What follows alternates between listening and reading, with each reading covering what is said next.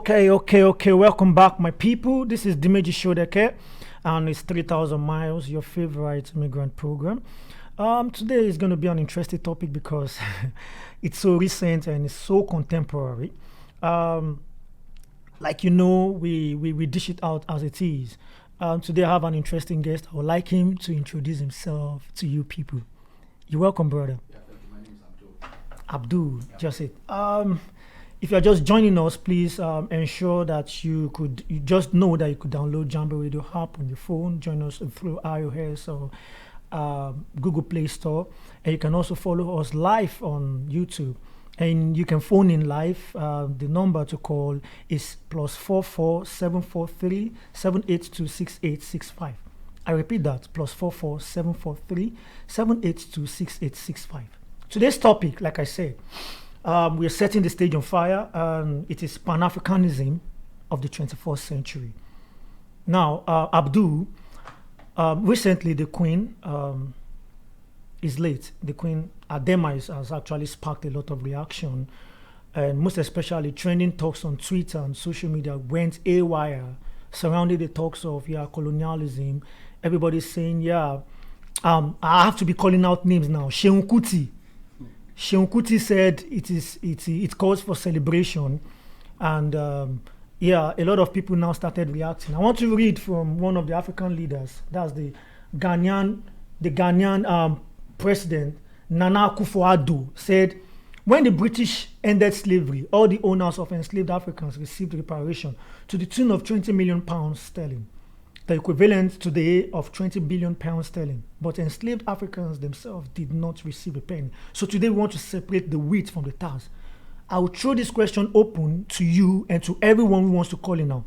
Does the death of the Queen mark a victory for African people? Thank you so very much. For me in particular, it doesn't match a victory. It doesn't. It has never matched a victory for Africa in particular, because there are so many things happening in Africa. And has the Queen ever bat an eyelid of the things happening in Africa when she was alive? Respect to the dead, she did very, very well. But then in Africa, what has she done?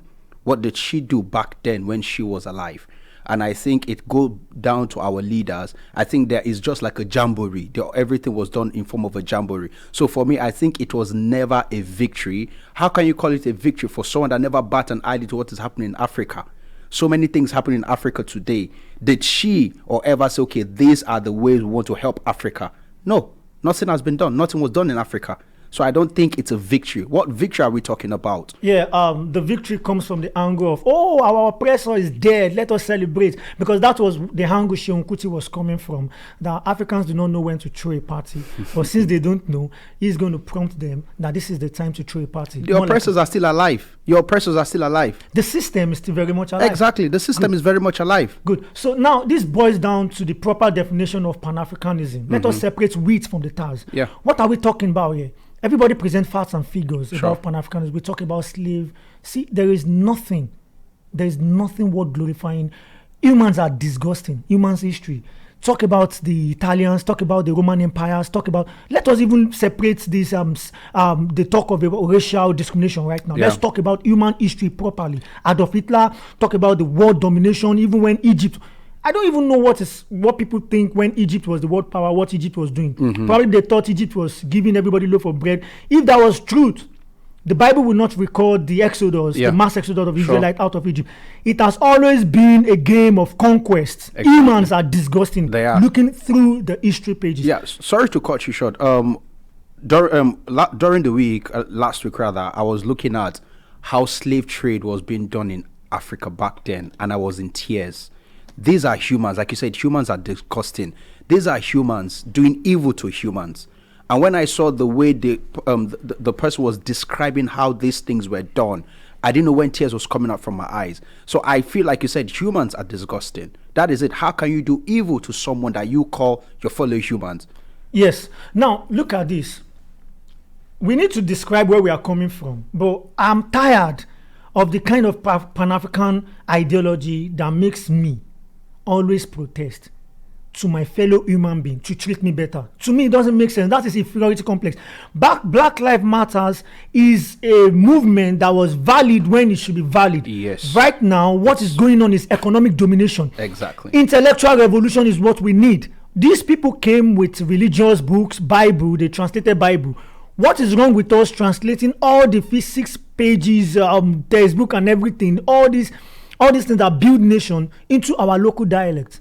No, Pan-Africanist Africanists will never tilt towards that movement. What we want to do is always pitching tents. I don't know, like the psyche is more of you beat me. We had a very fair fight. Mm-hmm. You beat me, so I am protesting that you have to pay for my hospital bills. Does that not make me a weak human being? It does. So it's more like I've accepted to be inferior. Now, this is going to be a very long discussion. Yeah. Because I know a lot of people are calling a lot of people out already. But does the death of the Queen cause for celebration for African people? Because this woman is 96 years old. You will die.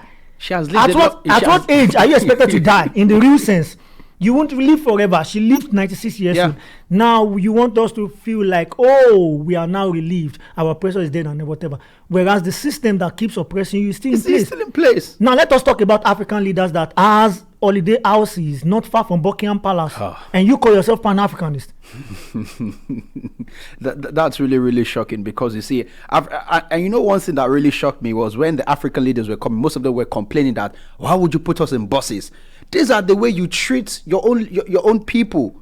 So you need to be treated that way too for you to see how they feel. The truth is, even the American president comes to any country with his own Dakar. Is always in the plane. Mm-hmm. So where is your own car? As a matter of fact, you don't ask people to respect you. You give them what to respect. Nelson Mandela never appealed to the world to respect him. That's true. He paid the price. He spoke truth to the faces. I still see clips of Nelson Mandela saying that Americans do not respect. They do not respect human value, human beings, wherever they are. They are the one that plunders and everything. And this same Nelson Mandela was respected in America.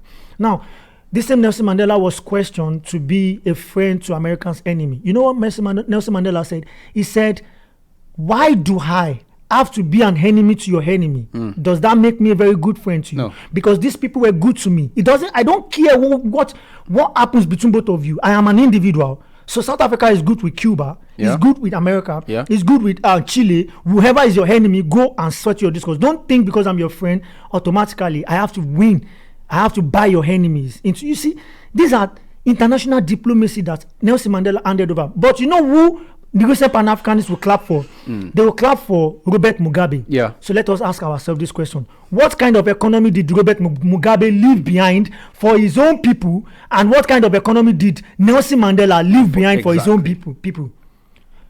Years after, boom, we have Elon Musk from where? South Africa. Flying the flag high.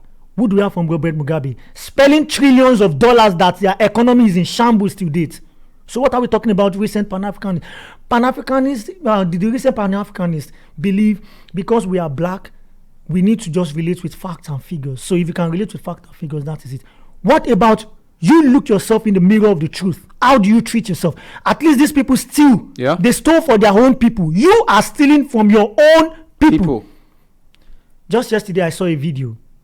An African leader was stopped in one of the Francophone countries in Africa, and he had bags of money packed to the brim, he had bag. Where are you going with such amount of money where you know that there's high rate of poverty in the land? And your people are suffering. And your people are suffering. And these are the people who hide on the fact that you are still relating with facts and figures. Yes. Almost every country that is thriving now has their story. Japan. Japan suffered from what? We have the Hiroshima bomb blast, right? Where is Japan today? When we talk about the world power game, world economy. What about China? Who colonized China? What about India? What are these guys doing with our economy? Dubai had Al Maktoum El Birashid. This guy from the desert is making a paradise from the desert, turning Dubai to a world power economy with tourism. And we are here, we are still talking about, we were slaves, we were chained and everything. Are we still going to keep wallowing with facts and figures, or we look ourselves in the truth, economical truth of this, and we say that we have to do something about it. I think that mentality will still be in our mind going from generation to generation, because they'll keep planting it in the minds of our children to come, and they will grow up with that mentality, seeing it that way. They will not grow. Like over the weekend, one of a little friend of mine asked me a particular question. I said, "What do you feel about the death of the Queen?" I said, "Well, for me, she has lived her own life and she's gone." She was like, "Oh, she's this, she's that, she's this." I said, "How did you know all these things?" So she is going to keep wallowing in that pain and won't grow from that thing. So I think that thing is going to be stuck in their brain. And the first thing that comes with the question is, how do you perceive her late majesty? And that's the first thing she's going to say. And I think one thing for me here is, we Africans, we, like you said, we keep wallowing and we will not grow. We will never grow from that thing. We had a very, very good argument while I was in school, because this lecturer picked the most yes, with all humility, the most intelligent students in his class, and we had this argument. He said we should speak in favor of Adolf Hitler. For the first time in my life, I was like, am I going to defend the devil? He said, no, just go and find points, discuss Hitler. And the fact is, who is telling us that Hitler was the devil? That was the first thing I started finding out when I was making research. And whose enemy are we buying? We're discussing Hitler from the angle of nationalists is very valid. Then we looked at history of the world and we say, oh, this has been a very disgusting look on human beings. And we say, when are we going to pick up the ball and play? There's only one leader picking up the ball in Africa right now and playing, and that's Paul Kagame. And this same leader is still the same person. Many people are saying, oh, he's a sellout. What do you call a sellout? Are you not going to let a child crawl before he walks? Definitely. This guy has an aggressive advert of Rwanda, because if you can imagine Arsenal jersey now, what is here on Arsenal jersey? Visit Rwanda. Yeah. That is selling Rwanda to everybody's subconscious mind today, and is building tourists. He just signed with the UK government to have Rwanda, in order to, because you need population to build the economy, to have Rwanda to be the country, a designated country for asylum seekers in the UK. Now, someone is telling me, oh, that was a wrong diplomatic move. I say, what? You need, because the UK government will be in charge of paying whatever remuneration they are paying monthly to the asylum seekers. Where are they going to be spending the money? Rwanda. What is happening to Rwanda economy? Good. It's great. Educational system of Rwanda? Good. Standard of living in Rwanda? Good. Very smooth relationship between Rwanda and UK. Now, you know what people think is Pan-Africanism? They say it is black anti-white. Is that Pan-Africanist ideology? Yes, these people treated us bad. Yeah. There's no saying about it. But are you going to tell a black folk that is married to a white person now that you're a sellout? Oh, no. Looking at his kid and say, I have made a very gory mistake. Is that not a very stupid angle to look at things, and very, very disgusting, uneducated mind to say everything, because I am black, then everything white, it should be hatred or something. You shouldn't even use Twitter. You shouldn't use social media. You shouldn't use the mobile phone, because we never invented anything. And that is why Wale Soyinka said that a tiger never brags about his tigritude. It pounces. Why do we keep talking when people are building up their nations, going back? Egypt is going back, building nation. Morocco has been doing it for years, building that economy. Mauritius, we have Seychelles, we have Rwanda. Yeah. But we keep talking because we are from Kenya, we are from Nigeria, Ghana. I think if I could digress a little bit, like looking at right now, I think what is happening in some part of Africa, also Nigeria in particular, where I'm from, is based on favoritism. Despite the fact that, oh, this is the kind of person I want because he's my tribal person, he's my religious person. But then I think they are looking at that aspect, and when you keep looking at that aspect, you are not going to grow. You would never ever grow. Definitely. You understand? Like I was on Twitter this morning, and someone kept on ranting that, oh, why would you go and block the airport road and this and that and this and that? That why I'm like, look, because you're in a better country. They are trying to make a name for themselves. Yes. Let whatever way they want to protest, let them protest. If you were there, you would have done the same thing. And this was this same influencer that was back then in Nigeria trying to fight the government because he's here, he's well-to-do, he has gotten everything. You are talking about Dipo. Exactly. Dipo. Call out their names. I'm calling out Seun Kuti's name now because he's from my state. And the reason why I'm going to call out Seun Kuti is this. I respect Seun Kuti a lot, we, as a matter of fact, I will tell you a little story about our ancestry. My great-grandfather, who was the first king, was fond of the drummer and the musician called Kuti, who happens to be his own great-grandfather. Yeah.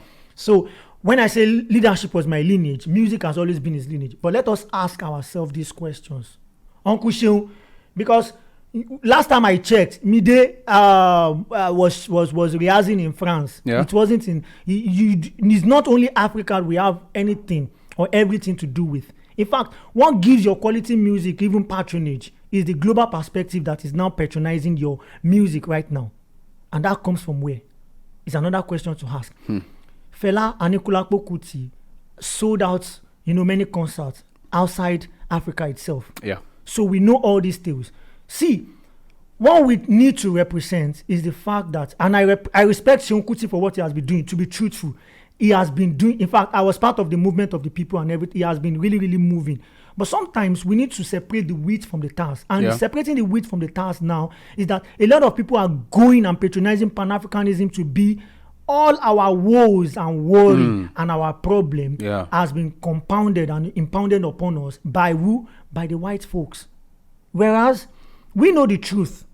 The truth is that our home people, we treat ourselves even worse than the way the slave masters has treated us. That's true. You're correct. That's really, really true. I have connection. I have contact. I have things that I can use to build lives. But I need to sleep with you before I could give you. I need you. I need a kind of slave master relationship from. That's what you get from a black folk. Exactly. Yeah, you are equal. No, let us trash all these things. Why didn't we thrive?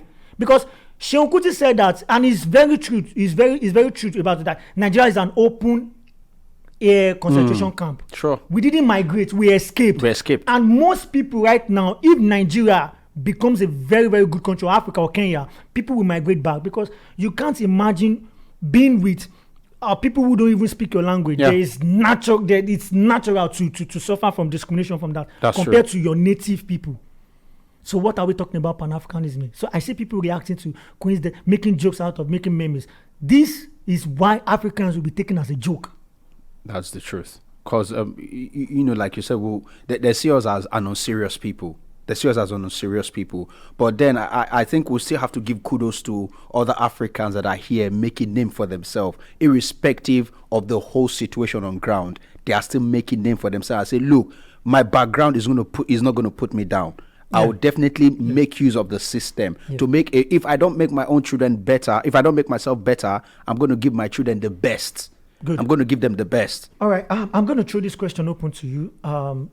If you're just joining us, you can call in live. The number to call is +44 743 782 6865. I call that again, +44 743 782 6865. The topic before us is Pan-Africanism of the 21st century. Now, Pan-Africanism was a movement or ideology, wherever we want to proceed our argument. It moved from the slavery experience to post-slavery. Now we are at the stage of neo-colonialism right now. We have the mental colonialism, things going on right now that is attacking our mind. Economic suppression is what I call this recent age. Now, this movement has transcended from just we scattering to we now going back and saying, what is it? Now, let's take this word, and I'm going to throw this question open. From the ex-president of Liberia, Salif Johnson. She said, Africa is not poor, but it is just poorly managed. I think that should be the best quote of the year. We are like what we were saying before we came on air. Everything that Africa lack is structure and continuity. We lack the structure, we lack the continuity, and the manpower is there. But the manpower to make the structure to function, they're not given the opportunity, because I see it as okay, good and fine. I want to deprive this person of their daily bread, so I want to put everything for myself. But whereas in the world countries, in the top countries, they have structure, they have continuity, and that is why they are where they are. Look, all these things did not fall down from the sky. It was based on structure and intellectuality. Africa, we have intellectual people. Africa, we have people that can make things work. But then what has really deprived us of this thing is the structure and greed. That is it. Imagine you wanting to stay in power for 16 years, 32 years till you die. Paul Biya, Cameroon. Exactly. Let's keep naming them. Paul Biya of Cameroon. You understand? We've got this guy from Kenya. They just shifted his house away. That doesn't want to leave the seat, and everybody's turning the presidency to a throne. How can you, a 79 or 80-year-old man, say you want to rule for 4 terms and you cannot stand to address the people? You don't have what it takes. You don't have what it takes to lead the people to the promised land. And just for the sake of, because you are power-free. Yeah. Now, let's take it from here. I asked almost everybody I've seen here. I always engage them in conversation. Have you been to Africa? They've either been to Spain, Portugal, Greece, blah, blah, blah, for their holidays. And no one ever in their bucket list told me. Just very few people will tell you I was in Egypt, Kenya, Safari, South Africa. You get, but very few, maybe 1 out of 100 I've asked. So I went back to my assignment. I saw the media portrayal of Africa. So let's talk about the media portrayal of Africa. And that should be the focus of Pan-Africanism in 21st century. One of the key focus of So what is the media portrayal of Africa? I think the media portrayal of Africa, we know what the thing is. The media gives you, I think there is a theory, I think it's the bullet theory or something like that. The thing is, it gives you whatever it sinks into your head, it goes into your head. So whatever you are being given, mass media control. Exactly. So it goes into your head and you take it completely, because the media, they are in control of the system. So the first thing, like you said, when I engage my other friends in uni, the first thing when they talk about Africa in particular is the bad reportage of Africa.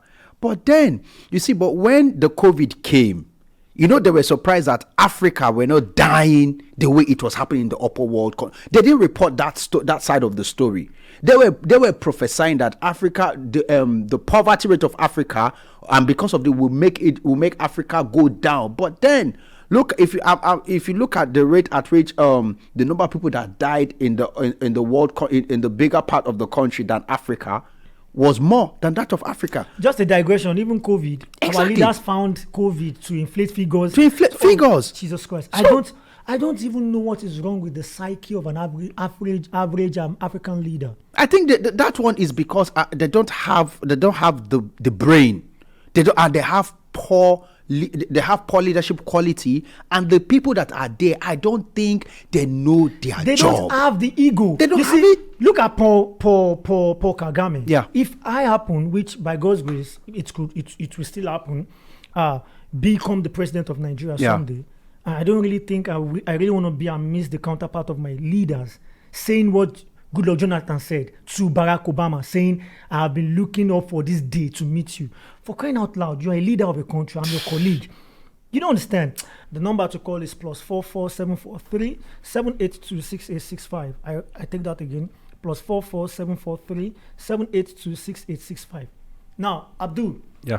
I got some funny comments from some of my friends recently, saying Nelson Mandela is a sellout because of his patronage with the Western world. That is a sellout, and I just want us to discuss who is a sellout. And coming from recent Pan-Africanists that has never slept one day in jail. Well, you said when we started having this conversation, the fact that my enemy is your enemy doesn't make him my own enemy. Nelson Mandela was never a sellout. He fought for the right of his people. He was only particular about his people, not for himself. That is who a leader is. A leader doesn't think about himself. He thinks about other people first before himself, because he knows that one day he's going to leave, and he's going to leave a legacy behind. And that is what he did until today, for our generations to come and the next generations to come. When you're talking about Pan-Africanism, Nelson Mandela's name will not be omitted. He has already put his name on the footprint of time. Yeah, that is it. I believe. It's just so striking that Pan-Africanism these days we are not tilting towards nation building. We still go back to facts and figures. Yes, I know the fact. In fact, if I tell you the story of my land, because my great-grandfather was the first king of the land, these people didn't meet cowards. They came with superior weapon. Yeah. So it's just like 10 people want to fight against a man. All of a sudden, 8 people dropped.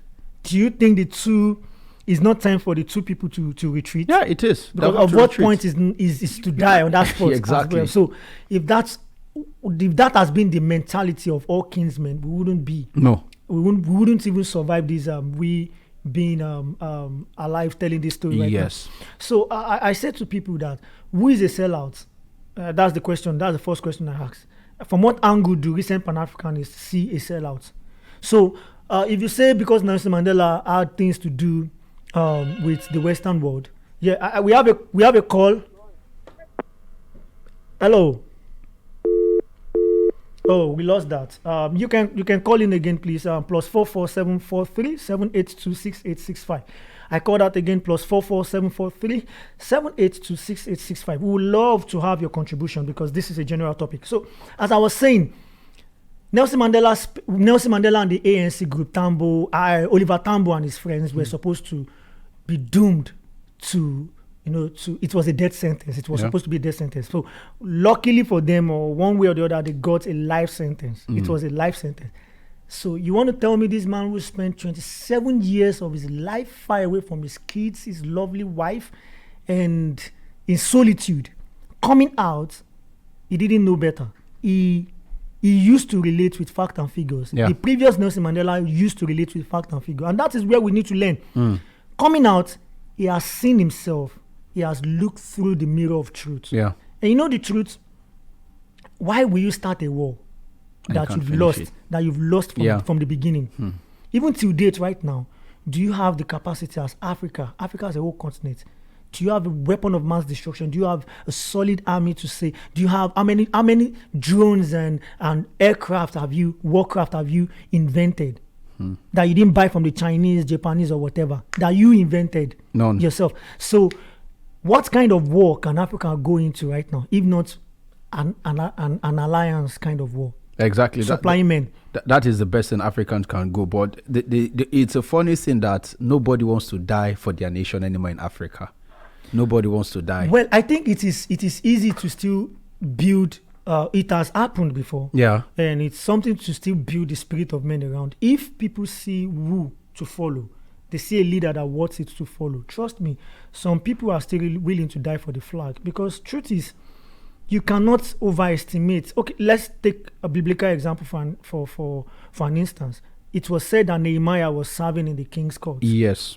But he still has his nation in mind. So there is no heights you can get to in a foreign land. That your nation will not. You still fall in love with your nation one way or the other. That's true. So it's because the leadership structure in Africa has made it so tiring. They've insulted almost all kinsmen. And that was what I said in one of my poems that was listed and that was featured in United Nations. I said, kingsmen turned bastards.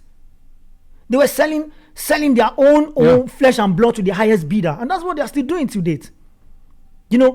These people came, they raped our mothers, raped our sisters, took the princes and everybody out. The finest of all men took them out, built their land and everything. But what are we doing right now? We're stealing from ourselves. Exactly. And impoverishing us. So poverty is a weapon, just like Seun Kuti still always emphasized. Poverty has been weaponized in Africa. It has been.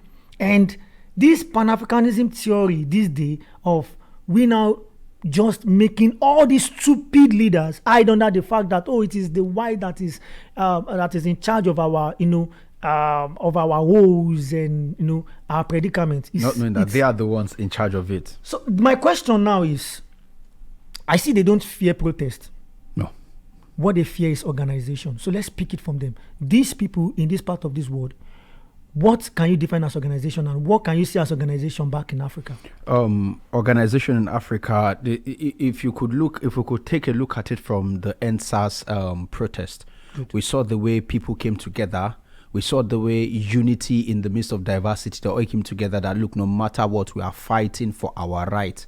We are fighting for what we believe in. We are tired of being there. And they saw the power of unity. So I think unity in Africa can still take place. And also here, the thing is, I think from what works here is according to the law. They know that the leaders know that if they go against the law, they'll be in trouble before the people come up for them. But then Africa, it's a different thing. Africa, there is no law. The law is just written on a book, but it is not being done. Most people buy their way to make the law favor them.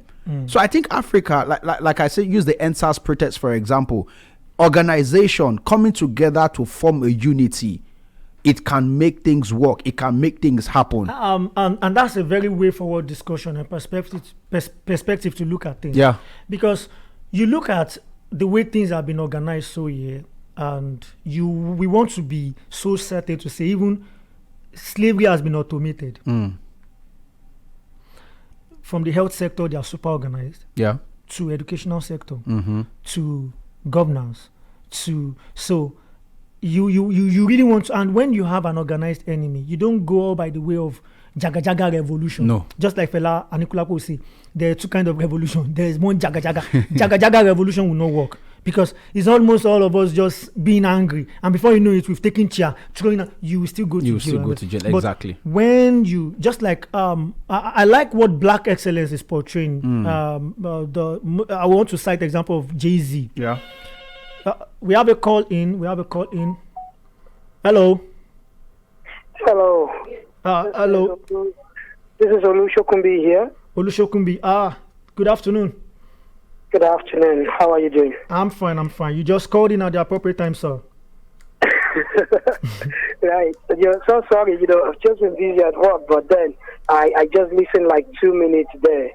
Good. I think first thing I would like to say is that Pan-Africanism is more of like a notion which advocated the unification of all people of African descent around the world. Okay. Now, if you read the word or the work of Fakoya, Onile, there's so many scholars like that around the world, particularly in America and the UK. They talk about how during the pre-colonial and post-colonial era, how Africans in the diaspora try to come together to help their own interest. For example, here in the UK, you have the likes of Kwame Nkrumah, Gavi, Oluwada Akonas, who happens to be the first Nigerian to graduate from the University of, I think, Edinburgh or Glasgow, one of the two. Okay. All of them coming together then to form different Pan-African movements and also acting as the informants and educationists to those back in Nigeria and in Africa. Okay. And, this issue of independence actually started with this Pan-Africanism. Movement, yes. And the idea of Pan-Africanism was actually to gain the independence of Africa, not the different 54 or 56 countries we have today. Okay. The idea was that, and I heard about what your guest there was saying about, how the leaders are now and things like that, and that, laws are only existing on paper. And that can only go back to the fact that even at that time when they started all this Pan-Africanism, they were not even able to stay united as well. Yes.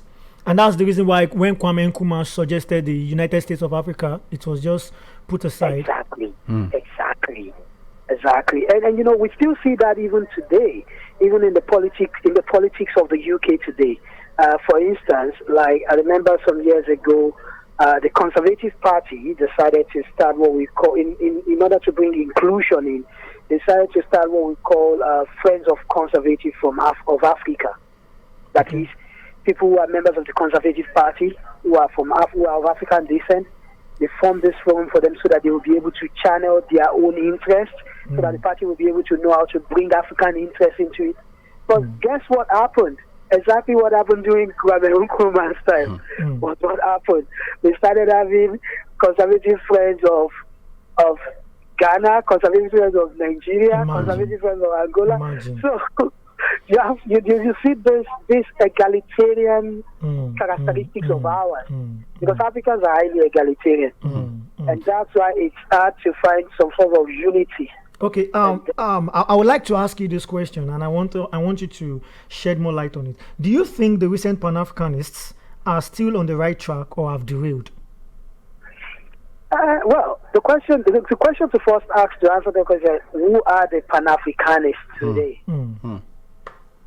Who are they? Because if anybody will tell me he's Pan-Africanist, then he will have to be exhibiting the ideologies and values that were exhibited in the 19th century, in the 20th century. Because, I keep telling people, and thank you for this topic, because this topic actually made me research a lot. I went into the library, started reading a lot of books, and I actually found out that, do you believe that Africans were actually vast in the politics of UK, even before the Asians? Wow. An African, we were the first to be admitted by a party called the British National Party, which today is some refer to it as a racist party. They were the first to actually admit an African, not black now, an African membership. And we have the Tories, we have the Labour, and all of them. So when we talk about Pan-Africanism, you see someone in Nigeria now, you say it's Pan-Africanism. And when they tell him, oh, we have something happening in Benin Republic, he's not ready to be in solidarity with them. Wow. Because when it comes to that, when we're talking about Pan-Africanism, we're talking about something that draws everyone together. It is about all for us. All for one, one for all. That's what it's all about. That's the way I can say it. Okay. So that's it. Well, we really appreciate you. And you've really done justice to many of the questions we want to ask. Do you really have a living statement for people, and most especially the young folks that are agitating for their rights and still on the streets saying, yeah, we want freedom, we want equal right and justice? Well, using the NSAS thing that happened last time, I think there was a catastrophic mistake that was made by the youth, our youth, myself, I'm a youth, who were protesting. When we were asked who are the leaders, who can speak, they said, no, you have to speak with all of us. So the first thing there then is, as we are trying to fight for our rights, which is correct, we have the right to do that, we have the right to protest, we must set our priorities right, and we must importantly work on our organization. How do we organize ourselves? Who are the spokesperson? We need that. And that is the main issue in Africa. Everybody wants to lead. Yeah. Everybody wants to lead. Exactly. And everybody cannot lead. Some will lead, some will be the followers. And in fact, from what I remember of social studies, they said good followership gives birth to good leadership. So if the followership is not good, the leadership can never be good. Yeah, thank you very much. We really appreciate you, and good afternoon. All right, bye. Yeah, bye. Yeah, picking it from there, something happened recently. I got an appointment as a spokesperson for United States of Africa, and I think I have passed the stage where I'm freaked by title, I'm freaked by remuneration.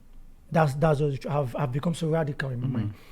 So the same day of the demise of the Queen, something happened at the early hours of the morning, and that was a kind of a police brutality that led to the death of the... So I said, in my research, can you calm down?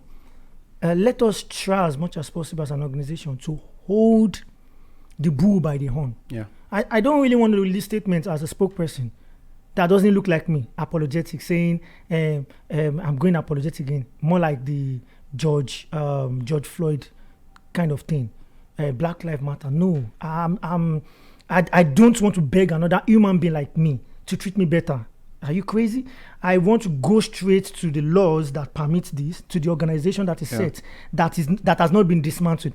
So this guy was like, "Oh, I don't really think your kind of move." As I said, wait. If you really think I'm some kind of puppet or whatever, you can take your appointment. I'm not really freaked. Probably you need someone to be dictating. Yeah. And that is what Africans don't want. I'm your leader, and at the same time, I want to control the way you think, what you do. It doesn't. You're a human being. You can suggest. Yeah. I could have this, and you can say, "Oh, we can go in this way," and that would be the best thing. Africans don't want that. They don't want it. I am the almighty of this field, and I was like, you know what? I'm way past this stage. Maybe then, when I was the international education envoy or spokesperson for Japan, I was still, but right now I know things better. You've seen a lot. You get, and moreover, you said you have United States of Africa and your headquarters in the USA. Sorry, we still have things to discuss. You need to move your headquarters maybe to Ghana or Addis Ababa, whatever. Everybody wants that visa. You want to be rolling your chair in America and feel like, yes, because that is another slave mentality going on in Africa. Anything foreign is superior. We need to demystify those things. And yeah, let's come back to Pan-Africanism. I was just speaking that from Olusegun, talking about leadership and everybody wants to lead and everything. So I was saying something about Jay-Z creating a kind of, institution as lawyers that fight for the right of black athletes and everything. And that has been a very good organization, because if he saw a loophole, black athletes have been treated badly, either in what is this sport, American football or whatever, NBA and everything. And he has got lawyers for them, more like an agency that fight for their rights. You see, these are the kind of organization we're talking about. Olusegun also called and talked about organization. That is the way forward. So how do we organize? In our organization, we've created more organization. You see, he said they now have faction of Nigerian, Ghanaian. Why are we so sentimental in that way? I think, when you talk about, like you said, organization, most people want to put sentiment when they are choosing the people to lead them forward. That is where the problem comes in. Because if this person is my person, I believe we can relate together. And my interest will be put forward. Exactly. So if this person is not your tribesman, he will not really understand. So you are now robbing Peter to pay Paul. So I think if we keep going on with that trend, if we keep robbing Peter to pay Paul, exactly. If we keep going on with that trend, we will never get to where we want to be.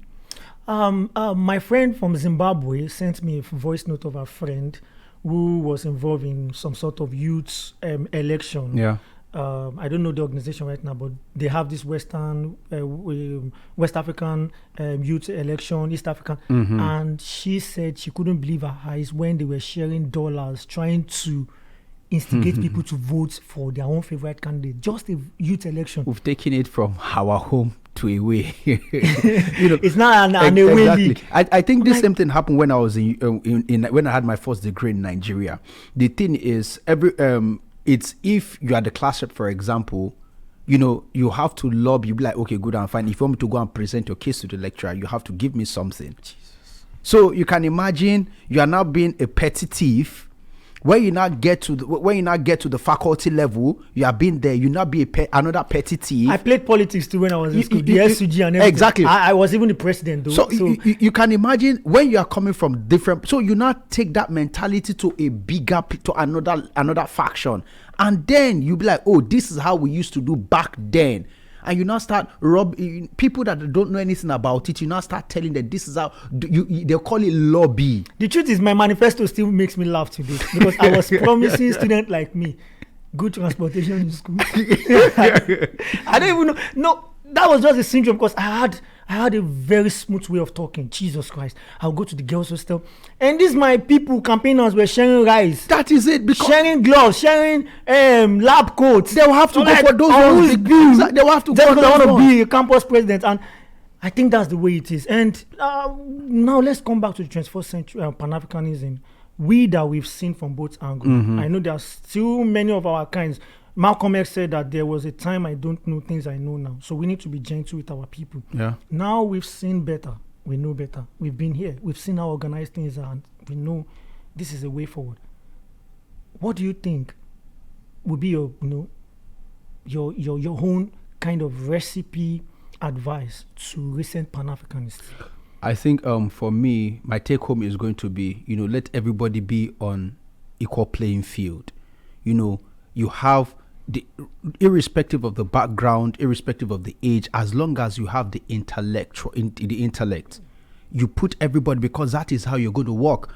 But the thing is, we should let go of the age sentiment. Oh, you are 40. I cannot work under a 23-year-old person because I am 45. Do you know how many years experience I have? That is it. I have your type at home. If we take away that sentiment, you see, coming to this country has made my eyes to see a lot of things. They don't look at your age. They look at what you have here. Yeah. And that is what is working for them. So if you want to build a system that is working, trust me, look for the best capable hands that will take you to your promised land. Okay, I'm calling my friend out now since he promised he will call and he didn't call him. Felix Idouan from Cameroon is currently in America. He called Nelson Mandela a sellout, and this my friend is currently in Mandela Washington program in America. So I told him, please call in, bros. Come and explain to the world your own Pan-Africanism. He's not calling in now. So I hope we can actually disagree to agree. Mm-hmm. At this point in time, this crucial point in Africa, that the way forward is we organized. Yeah. When we have an intelligent enemy, we shouldn't choose to be stupid. Oh. That's my own take home. And ladies and gentlemen, I think this kind of topic is supposed to be more like 3 days straight. 3 days, exactly. But Serena can't survive in the studio. Because we have a lot to talk about. And a big shout out to Kay. He couldn't make it today, and we hope next week we'll be on in the show. And also a big shout out to Zainab, who is in London. Thank you to Baron. Thank you to the beautiful Serena. And thank you, Mr. Abdul, for jumping on board. Yep. Serena gave me Jambo Radio. Can you see? And thank you, Jambo Radio, for always being there, for being the voice of the people, even in diaspora. It's 3,000 miles, and I'm still your favorite host, Dimeji Sodeke. This is where we say bye.